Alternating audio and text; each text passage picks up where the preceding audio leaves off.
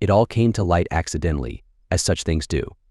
I'd come home from work feeling sick and was laying on the couch in the family room with my eyes closed. I had just gotten home after parking my car in the garage. It was a cool day, so I shut the garage door behind me after I'd pulled inside. My wife didn't know I was home when she pulled into the driveway, since she left her car outside the garage. She and her sister, Carla, came in through the front door and went into the kitchen. The sofa I was on faced away from the entry to the family room. They couldn't see me lying there. I was about to get up and announce my presence, but when I lifted my head, I got so nauseous I fell back down on the sofa again until the feeling passed. In the meantime, I was barely aware of their talk in the kitchen. I gathered that my wife stopped at our house on the way to drop off Carla to show her a new dress she'd bought for their annual outing to Chicago. Once a year for the last 4 years, the two of them took a weekend trip together from our home in Indianapolis to the Windy City to take in a show and art exhibits. Carla's husband, Bob, and I would stay home and watch the kids while they were gone. We felt that they worked hard looking after our preschool kids during the year, and we could afford to give them a weekend away from their responsibilities. By the way, my wife's name is Janice and mine is Janice. We have 2 kids, Ryan 5 and Sean 2.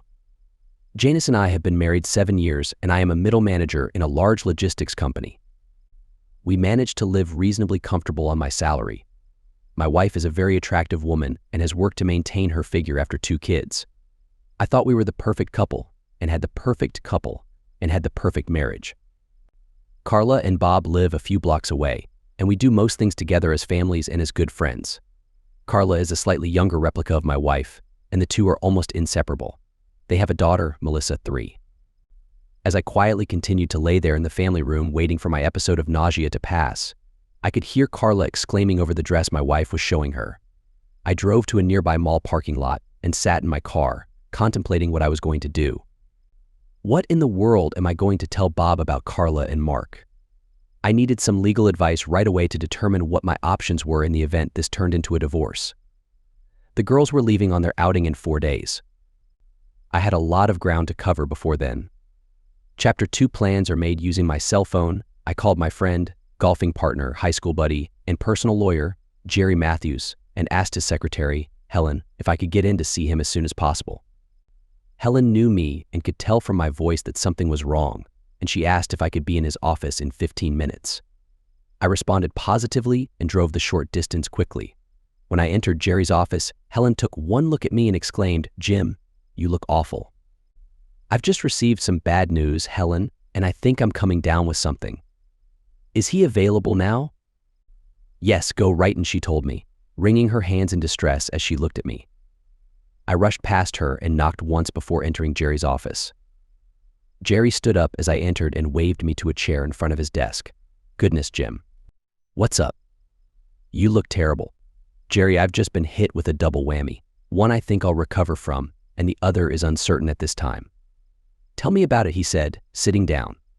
"First, I should warn you that I think I'm coming down with something, and second, I think I have a problem with Janice. I need some advice." "Okay, the first shouldn't be an issue since I've had a flu shot, and any problem concerning Janice is unthinkable. I've known you both since you got married, and I never saw a more perfect couple. Tell me about it anyway." I told Jerry what I'd overheard that afternoon, and he said, "I can't believe that Janice or Carla would do something like that. What do you think you want to do? Do you want a divorce, or do you think you can work things out regarding the child?" At the moment, I don't know if I could forgive her. You know, I don't handle divorce cases, but I can put you in touch with a good divorce lawyer who can guide you through the whole process, if that's what you decide. You'll need proof other than what you heard of any infidelity, and especially of Sean's paternity. "Do you want me to call him and make an appointment?" "Please do," I said, sobbing as the enormity of what I was about to do suddenly hit me. Jerry looked at me sadly as he buzzed Helen. "Helen, will you get me Sam Ridley on the phone?" "Oh goodness, no," I heard Helen exclaim, but Jerry was quickly connected. "Sam, hi, it's Jerry. Do you have time to talk with a good friend of mine about a problem he's having?" There was a pause as Jerry listened and then turned to me. "How about tomorrow morning at 9 in Sam's office? He's in this same building. It's getting a little late in the afternoon now." "Okay, I'll be there," I nodded. "I suggest you go home now and try not to let Janice know there's a problem. This may not turn out to be what you suspect, and you might do some irreparable damage to your marriage." "You're right. I have to keep my emotions in check until I'm sure. Thanks for your help, Jerry. We stood, and he grasped my hand in both of his. I'm so sorry about this, Jim. You and Janice have always been my dearest friends. We've known each other for a long time. Your pain is mine. Thank you again, Jerry. I'll be in touch and let you know what happens. Helen looked at me with tears in her eyes as I left. I'm so sorry, Jim. Thanks, Helen. When I got home that evening, it was around my usual workday arrival time, so Janice didn't notice anything different about my arrival time, but she immediately commented on my appearance. Jim, honey, you look awful. Aren't you feeling well? I clenched my teeth. I wanted so badly to confront her and express my pain in the way I was feeling at the thought of her possible unfaithfulness. However, I responded, I think I'm starting to feel under the weather. Then I added maliciously but with a forced smile, I hope I feel better in a few days so you can still go on your outing. I could see that she was momentarily taken aback by the thought, but she quickly recovered. Oh, you probably just have a little flu. You should be better by Friday. I hope so. I feel so drained right now. All I want to do is rest. Can we postpone dinner until later? Of course, honey. Go change into your comfy clothes and go to bed. Why didn't you leave work early? I tried, but I had too much going on at the office. I lied. Take a couple of aspirin and I'll come upstairs later to check on you. The kids had a fun day at daycare today. Carla and I went shopping as usual, and I saw the cutest pair of sandals, but they didn't have my size, so I didn't buy anything. My mind was clouded with sickness and heartbreak as I stumbled up the stairs to our bedroom. I didn't want to be near the kids, so I left them playing in the family room. I especially couldn't look at Sean yet. Oh gosh, what if he wasn't my son? What would I do? I didn't wake up until the next morning, and I felt a little better.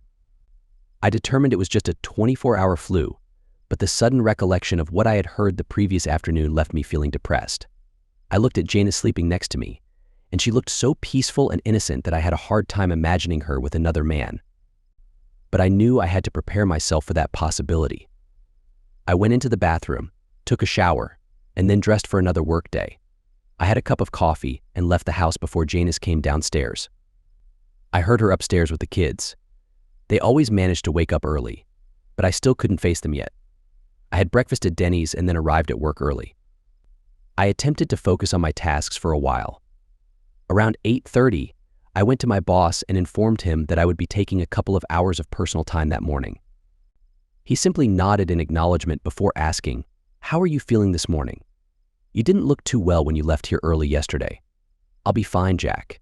It may take some time to fully recover." He was referring to my illness, but my mind was consumed by thoughts of Janice. At 9, I was in Sam's office. His secretary escorted me inside and closed the door as she left. Sam had arranged a group of comfy chairs around a low table, and as we greeted each other, he motioned for me to sit in one of the chairs while he took another one across from me. In this line of work, he explained, I find this setting to be more relaxing for my clients. Divorce is a very emotional matter and requires a lot of personal involvement. I have some decaf coffee here if you'd like. So why don't you share your story with me and we'll go from there. I poured myself a cup of his coffee and began recounting the events. When I finished, he paused for a moment before asking, "Do you still love your wife?" I thought I loved her more than anything, but when I think about the possibility of her betrayal, I feel cold and empty inside and angry. It's like she's someone I don't even recognize anymore, a stranger. I keep hoping this is just a bad dream and I'll wake up to everything being okay. Also, I'm really concerned about our children in all of this. They are my top priority. Well, I think we need to find out for sure if she is being unfaithful, and then if what you heard is true, you can decide whether to proceed with a divorce.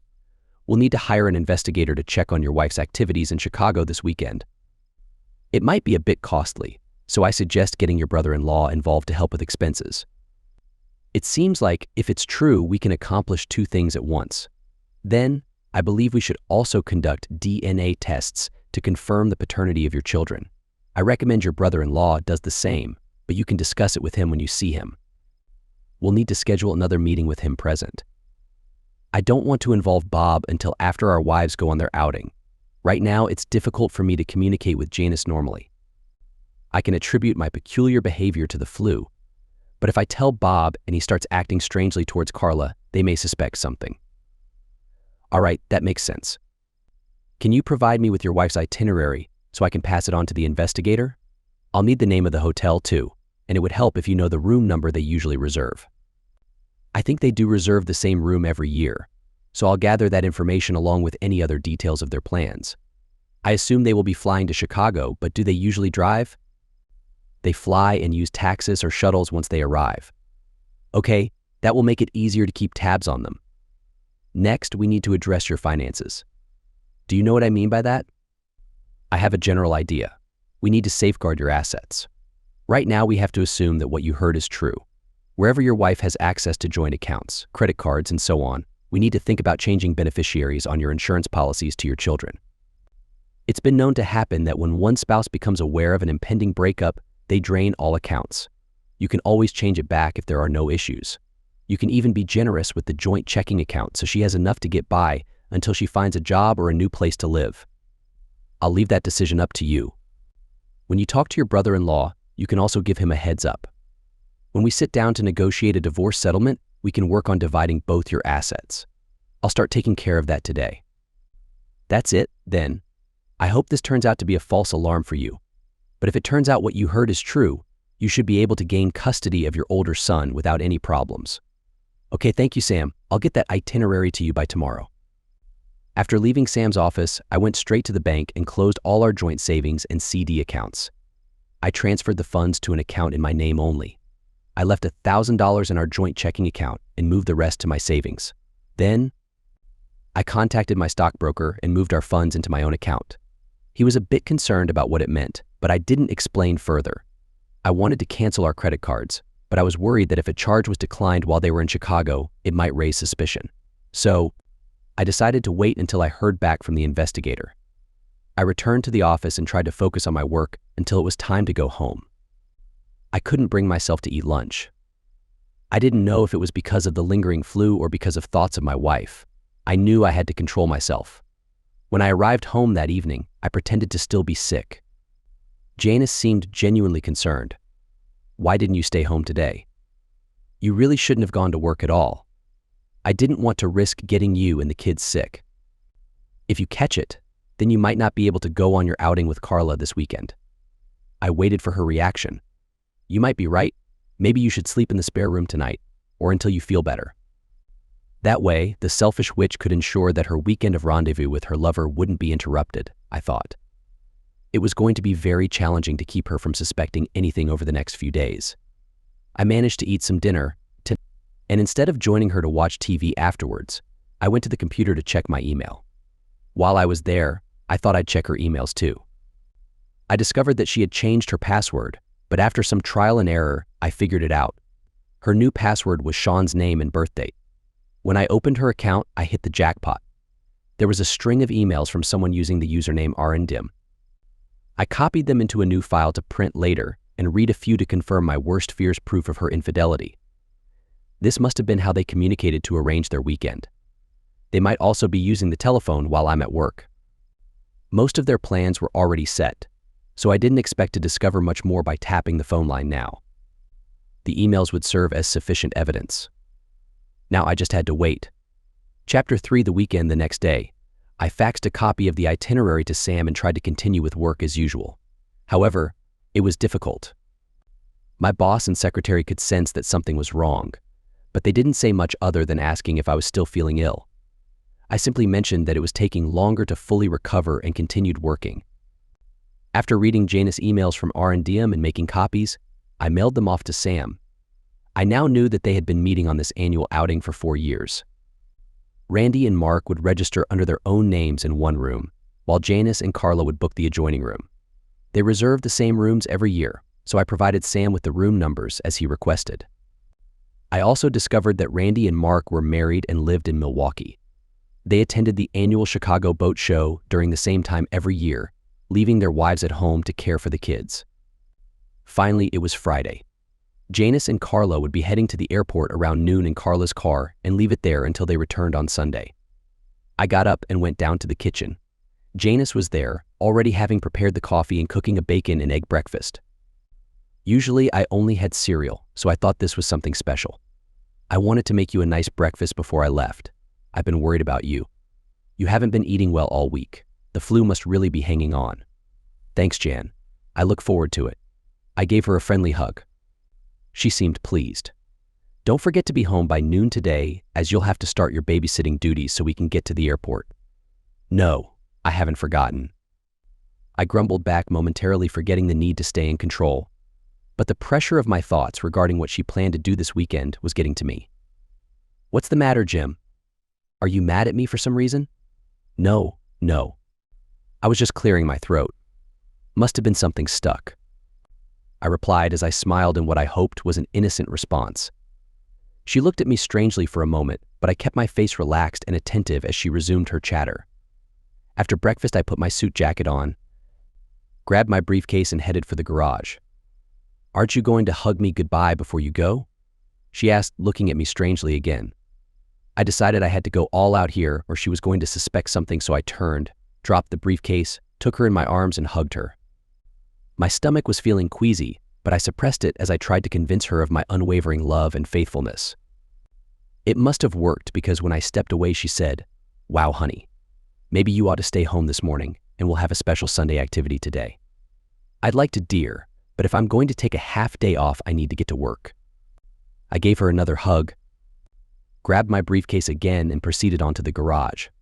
She was all smiles when I left, so I hoped she wasn't suspicious anymore. If she wanted to act like the loving wife, I could act the loving husband for a little longer. I was home from work by noon, and Jan had lunch ready for me. I ate and chatted with her as she gathered her bags at the door. "Well, I hope you girls are going to behave yourselves," I told her in as cheerful a manner as I could muster. "We always do, honey, but there are always some cute guys there to look at," she quipped back. "As long as it's just looking," I responded, but added in a serious note, "You know it would devastate me if you ever decided to cheat. I don't think I could handle it. I know our marriage wouldn't." She looked shocked for a moment, but managed to smile. "You know I've always been faithful to you, Jim, and that will never change." "I know, but you're a beautiful woman, and I know you get hit on occasionally, and I know that being a stay-at-home mom gets boring." She was now a little pale, but hugged me just as Carla honked outside announcing her arrival. She gave me a quick hug and turned away. I thought I saw a tear in her eye as I picked up her bags and followed her out the door to Carla's car. Minutes later, I watched as the car went down the street. And we waved goodbye to one another, maybe for the last time. After feeding the kids, I called Bob and told him I was coming over for a bit. He acknowledged that he'd be there, so I gathered up the kids and drove the few blocks to his house, taking a copy of Jan's emails with me. When I arrived, Bob was just finishing up feeding Melissa, and he gave me a big smile and greeting as I entered with Ryan and Sean. "Hi, you guys," he greeted us. "Come into the family room and we'll watch a video with the kids." "I'm not going to stay long, Bob. We need to talk. Let the kids go into the family room to play." He looked at me quizzically and shooed the kids into the family room. "What's up and what do you have there?" he asked as he pointed at the packet of emails I held in my hand. "These are for you to read," I told him as we sat down at the kitchen table. "First, though, I've got something really bad to tell you, so try to remain calm." "What's the matter? Is something seriously wrong?" "No, I wish it were. But it could seriously impact our marriages." Bob suddenly turned pale and was quiet as I related to him the conversation I'd overheard between our wives a few days earlier, and then gave him the emails for him to read. "Oh my gosh. Oh my gosh," he kept saying as he read the emails, which confirmed what I'd been telling him. I knew just how devastating this was for him, since I knew he loved Carla as much as I'd loved Janice. When he was done reading, he put his head down on the table and cried. After that, I told him about Sam and the investigator who was looking into it, what I'd done so far regarding our finances, and that I was on my way to a clinic to have samples taken from the kids and myself to determine our paternity through DNA testing. I asked if he wanted to come with me. He was shocked. The thought that Melissa may not be his daughter hadn't occurred to him up until that moment. He suddenly jumped up and ran into the bathroom, and I heard him getting sick. It was the same reaction I had a few days ago, but mine was combined with the flu, so I wasn't sure what had caused it. Now I knew. After he calmed down, he said he'd come with us. He didn't look well at all as we gathered up the kids and put them in our car for the trip to the clinic. They were very professional there and only needed to use swabs to collect the saliva from each of us. I asked them to also do a blood test on my kids and me to have a record of our blood types. They told us they would email us the results by next Wednesday. After leaving the clinic, we drove to Bob's bank, and he made the necessary changes in his accounts. He decided he would contact his broker and insurance agent from his phone at home. On the drive back, I asked if he wanted to come to our house to stay the weekend. I told him I didn't think he should be alone. He thought for a while and said okay, but asked to stop at his house to pick up a few things for a weekend stay. After doing that, we drove back to our house. The kids were oblivious to what we were going through, for which I was thankful. Their lives would soon be disrupted, and we should try to keep them unaware for as long as possible. Chapter 4, Welcome Home. Bob and I sat in the kitchen and talked about what we were going to do regarding our wives' 4 years of betrayal. We decided that we would lay low after they returned and await the investigator's report and the results of the DNA tests before we planned our next step. Bob indicated he might have the same problem, but he said he had some medicine samples at home his doctor had given him for a condition he had a few months ago that should do the trick. I told him I would pick a couple up when I dropped him and Melissa off at home on Sunday. We spent a calm weekend together.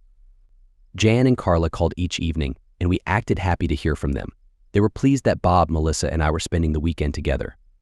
Jan said, "That would be great to plan that for next year too." I thought, yeah, like there's likely to be a next year. Sunday afternoon, before they got home, I took Bob and Melissa home and picked up a few doses of the medicine. Then I went back home to wait for Jan. Around 4 p.m., I heard a honk from out front and went out to help Jan with her luggage. She was all smiles and seemed genuinely glad to see me. I figured, what the heck, if she can pretend to be happy, I can act happy too and put on a similar response to her act. The kids were glad to see their mom, and she spent quite a bit of time with them while I took her bags into our bedroom and emptied them. I saw a bag of her laundry. I exhaled softly, then rejoined my family. We went out as a family for dinner that evening. Chapter 5, Retribution. The next morning I got a call from Sam at work and confirmed that the investigator had obtained video and still shots of both Janice with Randy and Carla with Mark. He would finish his report and have it down to Sam's office with copies of the filming by Wednesday. It sounded like Wednesday was going to be a big day. I felt sick again, and it wasn't from the flu this time. He then told me that he wanted to have a meeting with Bob and me to discuss what our plans were going to be. I told him I'd call Bob and get back to him. I called Bob at his work and told him what Sam had told me about the investigator's report and about his request for a meeting. I could hear Bob crying, and it took a little while for him to get himself under control. Finally, we decided we would have the results of the DNA tests on Wednesday, so we would meet with Sam Thursday morning. I called Sam back and arranged Thursday in a time of 9 a.m. to meet with him. On Thursday morning, Bob and I met at Sam's office, and it appeared he was all set up to make a video presentation, as there was a TV set up in the alcove near his desk. We didn't say anything after we shook hands, and he gestured for us to take seats in front of the TV, explaining he would show it without sound, unless we wanted to listen. We both said we'd watch the first viewing without sound. With no further discussion, he turned on the TV and started the video. "Sam, we've discussed this, and we want you to go ahead and prepare the papers, but hold off serving them until we tell you. We also want to get the full names and addresses of Randy and Mark. We want to send their wives copies of the report and the video. Okay, I'll get the paperwork going today." The investigator included the names and addresses, as well as the names of your wives' lovers, in his written report. I'll give you copies before you leave, as well as a copy of the video to do with as you wish. Now, what about your children's paternity? We stopped by the clinic on our way here and picked up the DNA report. I have an extra copy for you. Sean is not my son, I'm sorry to say, but I'd like to find a way to adopt him. You would need the father's permission to do that. I understand that, but can we find a way to force him to sign away his paternal rights to Sean? I was thinking about suing my wife's lover to collect child support for the 3 years since Sean was born. If he signs to allow me to adopt, he wouldn't be responsible for future child support. That would work, and you both could sue them for emotional distress and use that as your bargaining tool too. I think we'd like to proceed with those options. Have you confronted your wives about any of this yet? Sam asked. No, we thought we'd do that tonight. We're getting together for dinner. All right, here are the copies of the report and the video. I'll proceed with this matter as you've directed. I'm so sorry it happened. After leaving Sam's office, we went to an audio-video store and made extra copies of the video. While I was there, I purchased a wiretap recorder that I would install that weekend. Then, We went to Kinko's to make extra copies of the report.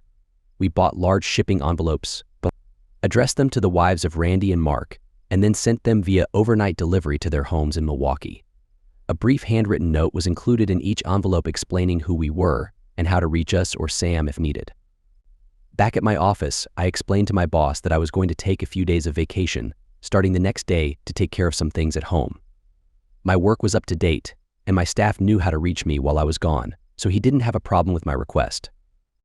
While at work for the rest of the day, I called our credit card companies and canceled our joint cards and opened one in my name only. Then, I canceled Jan's cell phone. Checking Jan's email account from my office computer, I found one email to Randy sent Monday morning saying she had arrived home safely and was looking forward to next year. There was no response from Randy. The rest of the day, I spent uploading parts of the video and pictures from the report into my computer and creating a website for them.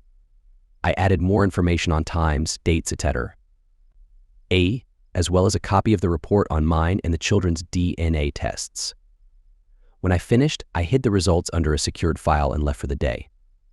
When I got home, Bob, Carla, and Melissa were already there, and after fixing drinks for everyone, Bob and I went into the family room, leaving our wives in the kitchen preparing dinner.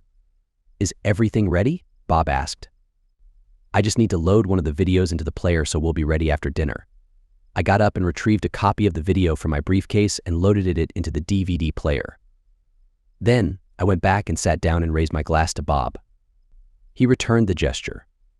After a friendly family dinner, we moved to the family room after sending the kids into a bedroom to watch SpongeBob SquarePants, one of their favorites. I announced then that I had a video I wanted to show everyone, and the wives looked at me expectantly but puzzled. Now they were both in shock and crying and sobbing. The kids had come running to see what was the matter, but we sent them back to the bedroom before they saw anything. Finally, Jan managed to gasp out, "Please turn it off, Jim. Please. We need to talk." I mercifully turned it off, leaving them sobbing and covering their tear-stained faces in shame. "Tell us about it, girls. Tell us why you wanted to betray us like that. We trusted you, and that trust is now gone.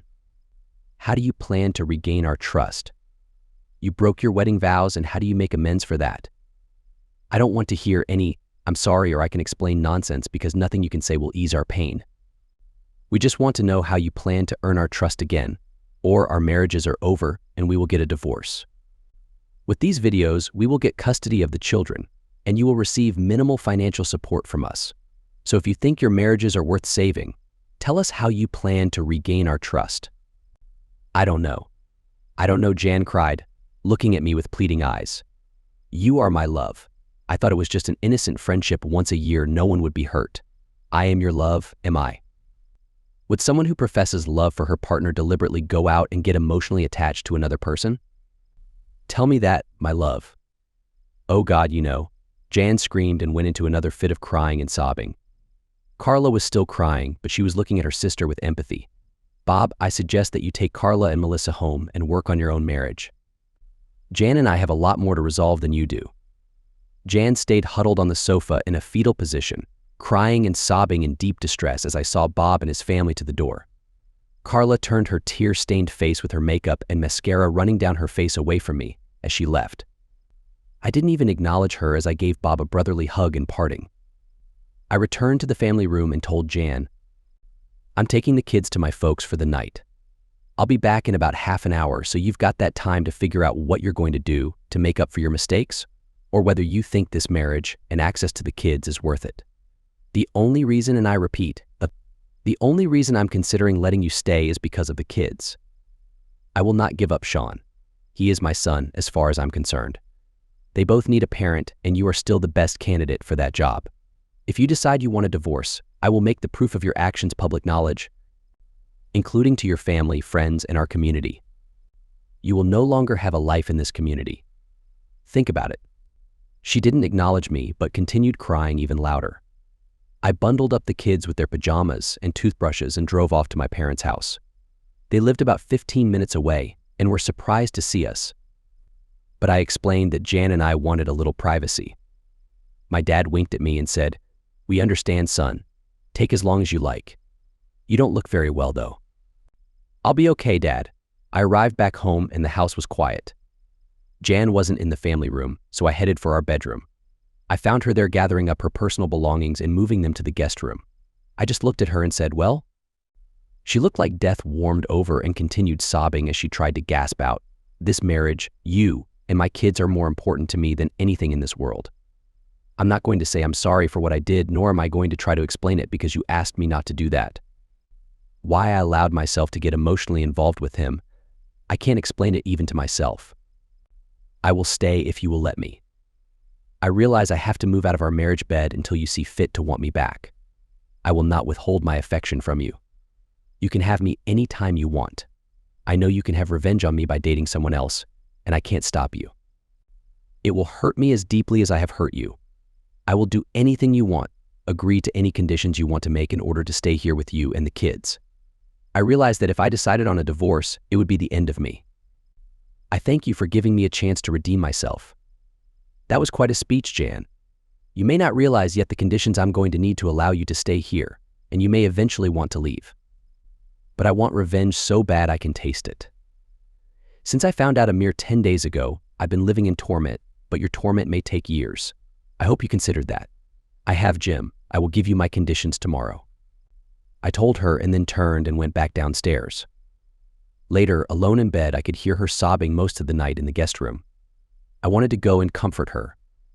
But thinking again about what she'd done made me so enraged, and I couldn't force myself to go to her. She would have to do her atonement. Chapter 6, The Atonement. The next morning, I got up early, showered, and dressed casually.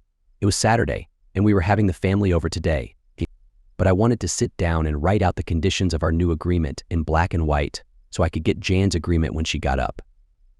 I sat in the kitchen for almost an hour writing, crossing out, and finally arriving at a final draft. I waited until 10 o'clock and then went up and woke up Jan. "When you get cleaned up," I told her, "please join me downstairs in the kitchen." She looked at me and nodded, and I left her. Shortly afterward, I heard the shower running, and in half an hour she was sitting at the kitchen table with me. I started out by saying, "I want you to know I have given this serious thought and have tried not to let my need for revenge overwhelm me and do something I would regret. I don't know whether I still love you, but I honestly hope you'll stay the course on this so I can find out whether I do or not. I miss deeply the partner I once had." She looked at me with a weak smile and a glimmer of hope. "Oh, Jim, I so want to be your partner again and put this all behind us, but I know I've got a lot to make up for." "Yes, you do. And here's what you're going to have to do to make up for it." Then I began to read from my list of conditions. 1. You will never spend time alone with another person of the opposite gender again. I want it to mean that you will not even be alone with the delivery person or the person reading our meter. 2. There will be no more trips alone anywhere. I don't care if your mother is sick and you want to visit her. If I'm not available to go with you or find someone I trust to go with you, you don't go. 3. You will notify me whenever you leave the house, where you're going, how long you'll be gone, the purpose of the trip, and let me know when you're back home. 4. You will not have any credit cards or a personal cell phone. I've already canceled them anyway. Well, I've lost any respect I had for you now. Was it worth it? No, she sobbed. What you did to me requires that I include this condition as well. 6. You will treat me with respect at all times. You will be a supportive and obedient partner and parent. 7. You will inform me every time you communicate with another person, even if it's over the phone, in a chat room, or through email. I will have ways to verify this, so you better be truthful and honest with me. 8. You will sign adoption papers allowing me to adopt Sean. 9. You will limit communication with Carla to 1 hour a week in person or through other means. I don't know who influenced who on your actions, but I suspect it was you. Bob agrees that we have to keep you two apart. 10. You will be given a clothing allowance, but I will have to approve any new clothes you buy. I will not have you spending the money I work for on provocative clothing for someone else. That is another sore point with me, and that's pretty much it. Do you have any comments or reservations about these conditions? There will be consequences for breaking any of these conditions. None. I accept them without reservation. They are more lenient than what I would have given you if our positions were reversed. Thank you. You know you will have to get Sean's biological father to agree to the adoption too. I know, and we are working on getting that signature. You should realize that your lover and Carla's lover are not getting off easily either. Evidence of their actions has been sent to their spouses. Also, we will be pursuing legal action against them for causing emotional harm, and your lover will have to pay child support if he doesn't agree to the adoption. I think he will sign the papers and agree never to try to see or contact Sean until after his 21st birthday. Oh my God. You'll ruin him.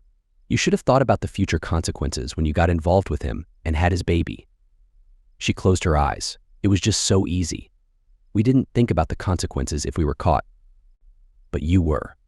I had a bad night dreaming about Jan and Randy. It seemed they were laughing at me as they played a prank. I awoke in a rage with my shirt wet from the sweat that poured off me. I must have made some noise because Jan came running and asking, "Are you all right?" I was still in the throes of my rage as I responded gruffly, "Yes, I'm all right. Leave me alone. I'm sorry," she said as she backed out of room and left. The next morning I got up and showered, then dressed for early service at church. Knocking on Jan's door, I said, "We leave for church in 1 hour." Then I went and started to get the kids ready. We were all ready to go on time and were back on our normal schedule. After church, we went to IHOP for breakfast as we normally did. Then we went home to spend a lazy afternoon. I watched the football games, but Jan worked on her crossword and the kids played with their toys. The only thing not normal was when I went out to the garage at halftime and installed the wiretap recorder. From now on, I would have a means of monitoring Jan when I wasn't home. The other thing that wasn't normal was a telephone call I received that afternoon from Randy's wife. "Jim, I want to thank you for the package you sent me. It was most enlightening, and I'm going to use it in divorce proceedings against my husband." "Is once a year unfaithfulness sufficient grounds?" I asked. "It's not been once a year. He's been playing around for years. Now I have the proof to leave him and make him pay. Thank you. Can you do something for me in return?" "Sure, name it. I'd like to get a sample from your husband for DNA testing. I have a paternity problem here. Whatever you send will have to be identified or certified as being from your husband. Consider it done. Give me a couple of days. Thanks a lot, thank you. You know that my husband's friend, Mark, is going to the divorce court too, don't you?" "He was playing around the same as my husband." "No, I hadn't heard that. Thanks for the information." Then we signed off. I went in search of Jan and found her in the family room with the children. She looked at me quizzically. She knew she shouldn't ask who'd called, but I decided to enlighten her and cause her more pain regarding her lover. "That was Randy's wife. She's divorcing him. Mark's wife is divorcing him as well." She turned a little pale and hung her head. "It seems," I continued, "they were quite unfaithful, and the material I sent them gave their wives the proof they needed to leave them. It's going to be very expensive for them. They'll be working the rest of their lives to pay for their actions and their lawyers. With my paternity suit against him, Randy is really in trouble." John suddenly jumped up and ran from the room sobbing. Later, she came back and told me, "I'm sorry for rushing off like that. It was just that I suddenly felt overwhelmed by the responsibility I had in breaking up 2 other marriages and possibly a third. It wasn't because I had any feelings for him. I just looked her. I didn't think anything more needed to be said. So we began a period of making amends. In order to monitor Jan's movements and communications more thoroughly, I bought an audio recorder which recorded voice-actuated signals from tiny transmitters that could easily be concealed. I hid the recorder in the garage next to the phone tap recorder and 3 transmitters throughout the house where visitors might activate them. It was not 100% coverage, but I thought sufficient to keep track of her. Our days just dragged on, and I could tell that the pressure she was under to obey my conditions was taking a toll on her. She was appearing more tired and upset every day. It must have been hard on me too, because my boss and my secretary wanted me to go see a doctor. They told me that they thought the flu I'd had earlier was hanging on too long and thought I should be checked for walking pneumonia. I knew what the problem was: a sickness of the mind. I kept checking my recording devices every evening when I got home from work, but it was obvious she wasn't communicating with anyone she wouldn't normally. She was calling me faithfully every time she had to leave the house and reporting as my conditions required. But the toll on her having to be so strictly controlled was bothering me. I hadn't realized how restrictive my conditions were and how loveless our marriage was. Now I saw we needed a change. Chapter 7, A Change of Direction. At the end of the first 30 days, we were both so stressed we were having a tough time living together. Even the kids noticed the strain, and it was affecting them. They were unnaturally quiet and nervous. They watched us with concern on their faces. They felt their world was about to explode, and they were concerned.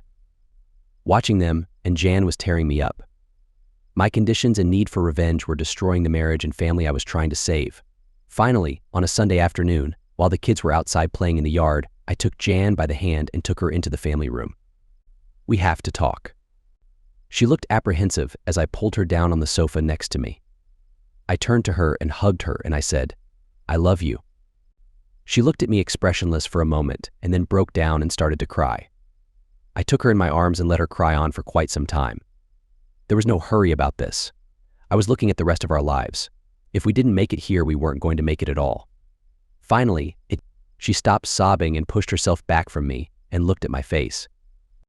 "This is really you, isn't it? Do you really love me?